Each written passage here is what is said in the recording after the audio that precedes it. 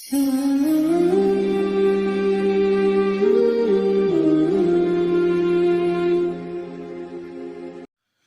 اللہ الرحمن الرحیم نحمده ونصلی ونسلم علی رسولہ الکریم اما بعد فاعوذ باللہ من الشیطان الرجیم بسم اللہ الرحمن الرحیم وسارعوا الى مغفرۃ من ربکم وجنۃ عرضها السماوات والارض اعدت للمتقین صدق اللہ مولانا العظیم۔ محترم ناظرین، آپ دیکھ رہے ہیں نور اسلام چینل۔ آج کا میرا موضوع ہے ہماری بڑی خوش قسمتی کہ جنت بھی اور جہنم بھی ہمارے لیے دعائیں کر رہی ہیں۔ کس طرح؟ حدیث شریف ہے، ترمذی شریف کی حدیث ہے، حضرت انس بن مالک وہ اس حدیث کے راوی ہیں اور فرماتے ہیں کہ حضور نبی اکرم صلی اللہ علیہ وسلم نے ارشاد فرمایا، جو شخص 3 مرتبہ اللہ تعالیٰ سے دعا مانگے کہ اے اللہ مجھے جنت میں داخلہ عطا فرما دے، مجھے جنت نصیب فرما، جنت میں میرا جانا ٹھہر جائے، تو جو 3 مرتبہ یہ دعا کہے اللہ مجھے جنت عطا فرما، اللہ مجھے جنت عطا فرما، اے اللہ مجھے جنت عطا فرما، تو جنت اس کی دعا پر بھی دعا شروع کر دیتی ہے اور جنت کہتی ہے اللہ کی بارگاہ میں، اللہم ادخلہ الجنہ، اے اللہ اس شخص کو جنت میں داخل فرما دے، اے اللہ اس شخص کو جنت میں داخل فرما دے، اے اللہ جنتوں کی نعمتوں سے مالا مال فرما لے۔ اسی طرح حضور نے فرمایا جو شخص 3 مرتبہ کہے اللہم اجرنی من النار، اللہم اجرنی من النار، اللہم اجرنی من النار، تو وہاں جہنم بھی اس کی دعا پہ دعا شروع کر دیتی ہے اور کہتی ہے اللہم اجرہ من النار، اللہم اجرہ من النار، اے اللہ اس شخص کو آگ سے بچا لے، اے اللہ اس شخص کو آگ سے دور کر لے، اے اللہ اس شخص کو آگ سے حفاظت عطا فرما۔ تو کتنا آسان ہے کہ اگر ہم 3 دفعہ اللہ سے سوال کریں، دعا کریں، تو جنت بھی ہمارے لیے دعا کرتی ہے، جہنم بھی دعا کرتی ہے، وہ آگ بھی دعا کرتی ہے۔ تو اس حدیث کو سننے کے بعد کوئی مشکل نہیں کہ ہم صبح و شام اللہ تعالیٰ سے کم از کم 3 مرتبہ اگر یہ سوال کریں تو یقیناً ہمارا یہ سوال اللہ قبول فرمائے گا، ہماری دعاؤں کو اللہ تعالیٰ قبول فرمائے گا۔ ایک مومن کی دعا میں کتنا اثر ہے کہ وہ 7 آسمانوں سے اوپر جنت بھی ہماری دعا سن کر کے وہ بھی دعا شروع کر دیتی ہے، جہنم جو کہ 7 زمینوں سے نیچے ہے وہ بھی ہماری دعا سن کر کے دعا شروع کر دیتی ہے، اللہ ان کی حفاظت فرما لے۔ تو دعاؤں میں بڑا اثر ہے۔ اس دعا سے اور اس حدیث سے یہ بھی معلوم ہوا کہ جنت موجود ہے، جہنم بھی موجود ہے۔ اسلام میں بہت سارے فتنے اٹھے ہیں، لوگ آتے ہیں اپنے اپنے نظریات اپناتے ہیں، کوئی نمازوں کا منکر ہے تو کوئی زکوٰۃ کا منکر ہے، کوئی حج کا منکر ہے، کوئی قربانیوں کا منکر ہے۔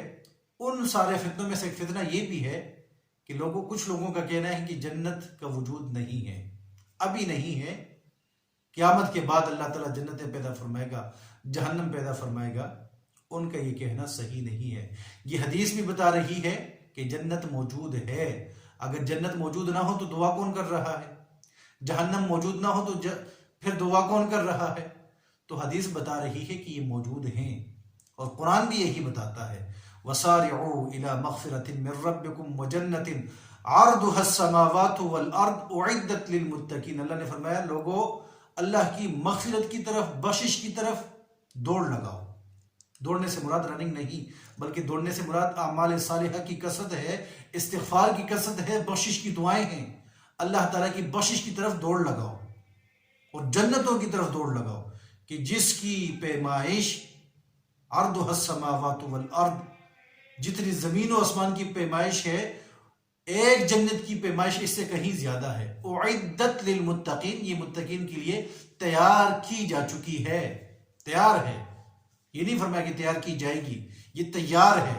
اسی طرح دوزخ سے بچنے کی اللہ تعالیٰ نے ہمیں جو ہے حکم دیا ہے، فاتقوا النار التي وقودها الناس والحجارة اعدت للکافرین، کہ آگ سے بچو کہ جس کا ایندھن آگ انسان اور پتھر ہوں گے، وہ کافروں کے لیے تیار کی جا چکی ہے۔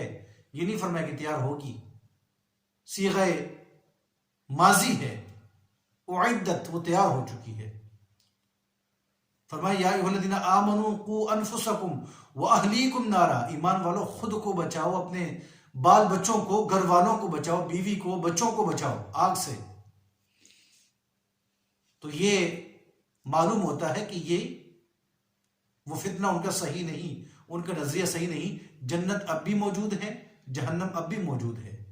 اسی طرح ہر مومن کا یہ عقیدہ ہے کہ ہر انسان جب مرتا ہے تو قبر میں جا کے 3 سوالات ہوتے ہیں. من ربو کا، ما دینو کا، من نبیو کا.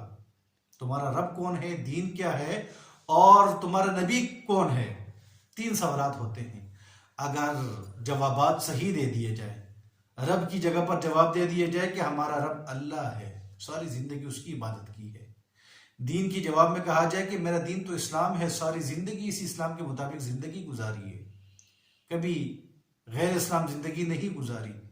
نبی کے جواب میں کہہ دیا جائے کہ جناب محمد الرسول اللہ صلی اللہ علیہ وسلم ہے، ساری زندگی ان کی سیرت کو اپنایا ہے، ان کی سنتوں کو اپنایا ہے، غیروں کی طریقوں کو نہیں اپنایا. تو جب قبر میں ان تینوں سوالاتوں کے جوابات صحیح دے دیے جائیں تو اللہ تعالیٰ کی طرف سے ندا ہوتی ہے. اللہ فرماتا ہے میرے بندے نے سچ کہا. پھر اللہ فرماتا ہے کہ اب اس کے لیے جنت سے بچھونا لے جائیں اور اس کی قبر میں جنتی بچھونا بچھا دیا جائے، اس کے لیے جنت سے دروازہ کھول دیا جائے، اس کو جنت کا لباس پہنا دیا جائے. اور جب یہ لباس پہنا دیا جاتا ہے، بچھونا بچھ جاتا ہے، دروازہ کھل جاتا ہے، تو جنت سے پاکیزہ ہوائیں اور خوشبو آتی ہے. اور اگر ان تینوں سوالاتوں کے جوابات صحیح نہ دے دیے جائیں تو اللہ تعالیٰ فرماتا ہے یہ بندہ جھوٹا ہے، اب اس کے لیے جہنم کا، آگ کا بچھونا بچھاؤ اور اس کو جہنم کا لباس پہنا دو، آگ کا لباس، اور جہنم سے اس کے لیے دروازہ کھول دو. تو پھر وہاں سے گرمی آتی ہے، آگ آتی ہے، اور وہاں سے بدبویں اس کی قبر میں آتی ہے. تو اگر جنت موجود نہ ہو، جہنم موجود نہ ہو، تو جنتی کے لیے ہوائیں کہاں سے آتی ہیں، خوشبو کہاں سے آتی ہے، لباس اور بچھونا کہاں سے آتا ہے. اور اگر جہنم موجود نہیں ہے تو آگ کہاں سے آتا ہے. کفار کے متعلق اللہ تعالیٰ نے ارشاد فرمایا النار یعرضون علیہا غدوا وعشیا، ان کفار پر صبح و شام جہنم کی آگ پیش کی جاتی ہے. قرآن ہے. اسی طرح ایک اور دلیل کہ جنت موجود ہے. شہید جب اللہ تعالیٰ کی دین کی خاطر، اعلاء کلمت اللہ کی خاطر، دین اسلام کی سربلندی کی خاطر جب وہ اپنی جان کی قربانی دیتا ہے، وہ شہید ہوتا ہے، تو اللہ تعالیٰ 6 کرامات سے، اعزازات سے اس شہید کو نوازتا ہے. وہ 6 کیا ہیں کہ یغفر لہ فی اول دفعۃ، جیسے ہی اسے گولی لگتی ہے، تلوار لگتی ہے، اس کے شہید ہونے کا وقت آتا ہے، تو پہلے لمحے اللہ تعالیٰ اس کی بخشش فرما لیتا ہے، اور اللہ تعالیٰ اسے جنت میں جو اس کا ٹھکانہ ہے شہادت کے وقت اسے دکھا دیا جاتا ہے. اسے عذاب قبر سے اللہ تعالیٰ اس کی حفاظت فرما لیتا ہے، یہ اعزاز اسے عطا ہو جاتا ہے. اور قیامت کے دن وہ جو خوف اور گھبراہٹ ہوگی اللہ تعالیٰ اس کی حفاظت فرما لیتا ہے. اللہ تعالیٰ اس کے سر پر یاقوت سے بنا عزت کا تاج سجا دیتا ہے، اور اللہ تعالیٰ اس کی 72 حوروں سے اس کا نکاح کروا دیتا ہے، اور اس کی شفاعت اس کے خاندان کے 70 افراد کے حق میں اللہ تعالیٰ قبول فرما لیتا ہے. تو یہاں اس حدیث میں جو لفظ استدلال ہے وہ یہ ہے کہ جنت میں اسے ٹھکانہ بتا دیا جاتا ہے، دکھا دیا جاتا ہے. تو اگر جنت نہ ہو تو پھر کون سا ٹھکانہ، کہاں کا ٹھکانہ. تو جنت کے لیے صحابہ کرام بھی مشتاق رہے، جنت کی اشتیاق میں وہ بھی اعمال صالحہ کرتے رہے. اور قرآن بھی ہمیں یہی کہتا ہے کہ جنتیں عالیشان جگہ ہیں. جس شخص نے دنیا کی زندگی اللہ کی محبت میں، اللہ کے فرامین کے مطابق حضور کے طریقوں پہ گزاری، اپنی خواہشات کا غلام نہ ہوا، نفس کا پجاری نہ ہوا، شیطان کا شکار نہ ہوا، تو بطور میزبانی کے اللہ تعالیٰ نے یہ جنتیں ایسے لوگوں کے لیے تیار کی ہیں. ان الذین آمنوا وعملوا الصالحات کانت لہم جنات الفردوس نزلا، یہ مہمانی کی جگہ ہوں گی.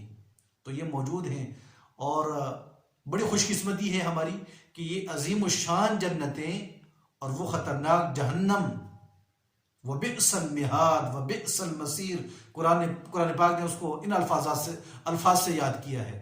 تو اگر ہم دعا مانگے اللہ ہمیں جنتیں عطا فرما 3 دفعہ، اے اللہ ہمیں جنتیں عطا فرما، اللہ ہمیں جنتیں عطا فرما، وہ عظیم جنت بھی ہمارے لیے دعا کرتی ہے، اللہم ادخلہ الجنہ، اللہ ان کو جنت میں داخلہ نصیب فرما دے، ان کو جنتیں عطا فرما دے، ان کو جنتیں عطا فرما دے۔ اور اگر ہم جہنم سے پناہ مانگے تو وہ خطرناک جہنم بھی اللہ تعالیٰ سے دعا کرتی ہے اللہ اس کی حفاظت فرما دے۔ تو بڑا آسان سا ہے، 1 منٹ بھی نہیں لگے گا۔ لیکن اس کے ساتھ ساتھ میں یہ بھی کہوں گا کہ صرف اس دعا پہ اکتفا نہیں بلکہ جنتیوں والے اعمال کرے، اور جہنم سے اگر بچنا ہے تو جہنمیوں والے کاموں سے خود کو بچائے۔ دعا کرتا ہوں اللہ تعالیٰ مجھ سے میرے ہمساروں کو عمل کی توفیق عطا فرمائے۔ اگر آپ کو یہ بیانات پسند آتے ہیں تو ضرور اس چینل کو سبسکرائب کریں اور دوستوں کے ساتھ اس کو شیئر کریں۔